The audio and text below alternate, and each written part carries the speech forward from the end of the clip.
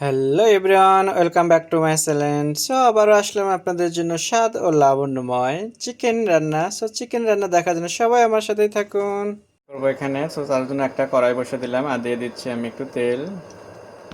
এখানে দিয়ে দিচ্ছি গরম মশলা, এলাচ, দারচিনি, লবঙ্গ, তারপরে এখানে মেথি আছে, তেজপাতা হালকা করে একটু ভেজে নিচ্ছি। দেখতেই পাচ্ছেন খুব সুন্দর একটা কিন্তু ঘ্রাণ এসে গেছে গরম মশলা থেকে। এখন আমি এখানে দিয়ে দিচ্ছি কুচি পেঁয়াজ। পেঁয়াজটা দিয়ে একটু নাড়াচাড়া দিতে হবে, সাথে দিচ্ছি স্বাদ মতো লবণ। পেঁয়াজটা একটু ভাজা ভাজা করে নিলাম, দেখতেই পাচ্ছেন কথা বলতে বলতে কিন্তু ভাজা ভাজা হয়ে গেল। এটার জন্য আমি কিছু মশলা অ্যাড করবো, সেটা এখানে আমি নিয়ে নিলাম বাটা মশলা, আদা রসুন বাটা, হলুদ গুঁড়ো, মরিচ গুঁড়ো, ধনিয়া গুঁড়ো, জিরে গুঁড়ো। এটা আমার ভাজা হয়ে গেছে, তো আমি এটা অ্যাড করে দিচ্ছি মশলাগুলো। সাথে দিয়ে দিচ্ছি একটু গরম পানি মশলাটা কষানোর জন্য।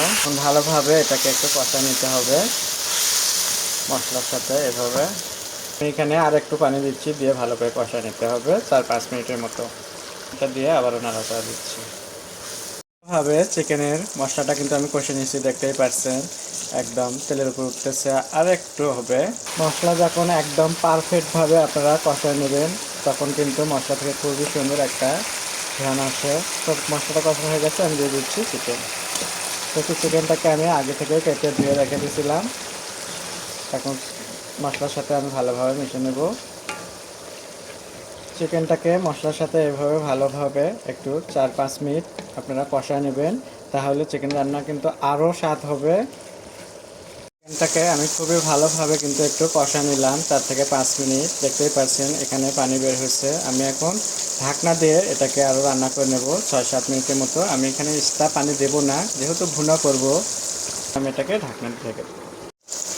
চিকেন রান্নার সময় যখন দেখবেন যে ঝাল কিংবা লবণ দুটোই বেশি হয়ে গেছে, এটাকে ব্যালেন্স করার জন্য আপনারা দিতে পারেন এখানে টমেটো কিংবা আলু। দেখা গেছে আপনার আগে থেকে প্ল্যান ছিল না যে এখানে টমেটো কিংবা আলু দেবেন, কিন্তু আপনি কোনোভাবে একটু ঝাল লবণ বেশি হয়ে গেছে। যেমন আমার এখানে আজকে ঝালটা বেশি হয়েছে, যে মরিচটা আমি ইউজ করছি এই মরিচের কালার আসে কম কিন্তু ঝাল বেশি, এই জন্য করে আমি বেশি একটা দিতে পারিনি। তারপরেও যতটুকু দিচ্ছি ওটাতে ঝাল এসে গেছে, আমরা একদম কম ঝাল খাই। ঝালটাকে ব্যালেন্স করার জন্য আমি এখানে দিয়ে দিচ্ছি টমেটো। আর টমেটো দেওয়াতে কালারটাও সুন্দর আসবে, সেই জন্য করে আমি এখানে 3টা টমেটো নিয়ে দিচ্ছি। টমেটো দিয়ে আবারও সুন্দর করে একটু নাড়াচাড়া করে নিতে হবে, নিয়ে ঢাকনাটা ঢেকে দিতে হবে, ভালোভাবে এটাকে রান্না করে নেব। তো সেই পর্যন্ত সাথেই থাকবেন। দেখতে দেখতে চিকেনটা কিন্তু আমার রান্না হয়ে গেছে, দেখতেই পাচ্ছেন একদম খুবই তেল মশলা কম দিয়ে আমি রান্না করলাম। এটা কিন্তু খেতেও যেমন স্বাদ হবে, দেখতেও কিন্তু তেমন সুন্দর লাগতেছে এটা।